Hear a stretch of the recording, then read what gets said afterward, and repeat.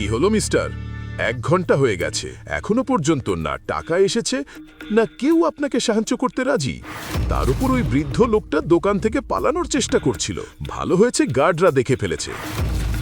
দেখুন মিস্টার, এখন 2টো বাজে।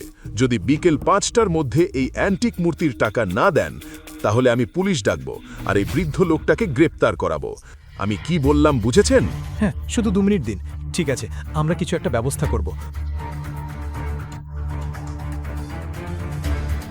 পাপাজি, এরা টাকা না দিলে আমাদের ছাড়বে না। কিন্তু আমি জেলে যেতে চাই না। কিছু করো, আমার জায়গায় তুমিই জেলে চলে যাও।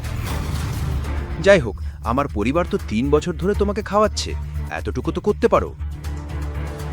ড্যাডি, আমি জেলে যেতাম, কিন্তু এরা খুব কড়া, এভাবে ছাড়বে না। ম্যানেজার যেভাবে আমাকে হুমকি দিয়ে গেল দেখোনি? তাহলে ওদের টাকা দিয়ে দাও।